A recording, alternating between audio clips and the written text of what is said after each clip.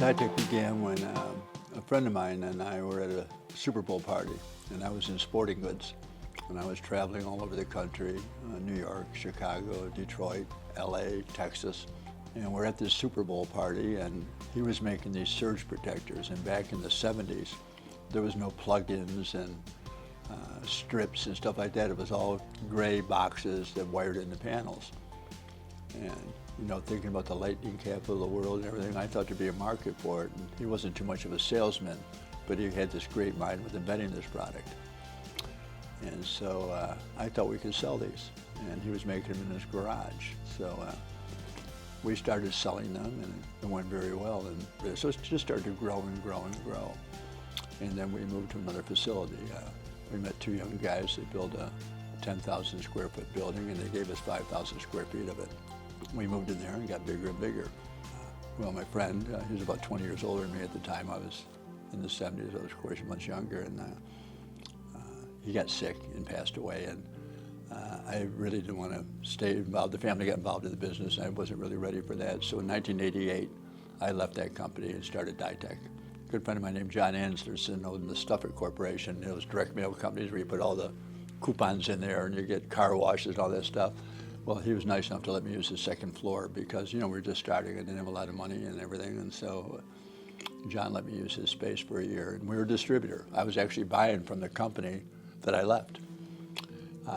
And had a little bit of a problem there, and I thought, I'm having trouble getting product from them, so we decided to get into manufacturing. Probably 3 or 4 people at the time in this building, and it grew from there and there. And eventually we moved over to Starkey Road, right across from the Education Foundation.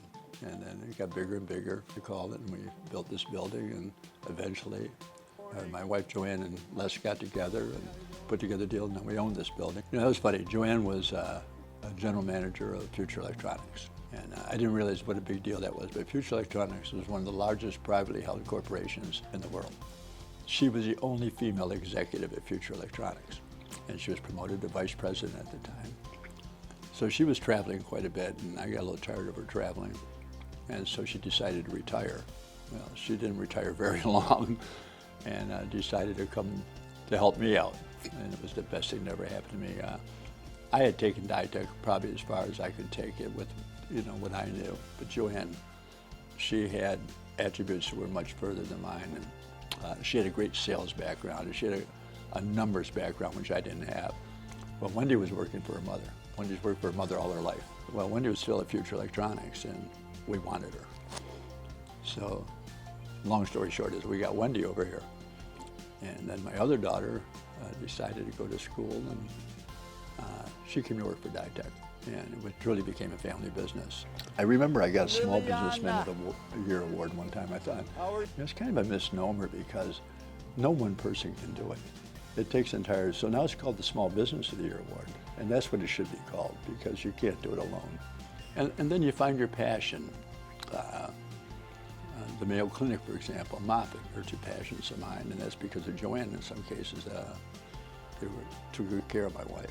You know, I've always believed that anybody that has a business anywhere, you know, needs to be part of the community. And you know, we often think you've got to be the big guy. You know, you've got to be the Sears, you've got to be the Kmart, you've got to be the Eckerd, and you don't have to be that. DITEK was very small, and I thought I have great interest in sports, so my initial thing was Little League Baseball.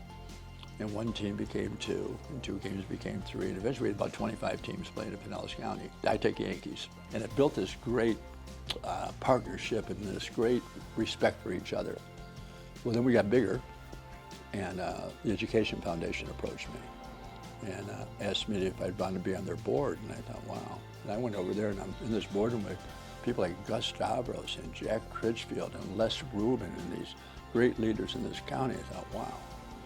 And that's when I found out you don't have to. You could be a small business and be contributing. So now I've got organized sports, and I've got education, and it was a great combination. I was able to endow an endowment for Joanne at the Education Foundation, and I got called in there, and they renamed it Bob and Joanne McIntyre Center. And it's about legacy giving.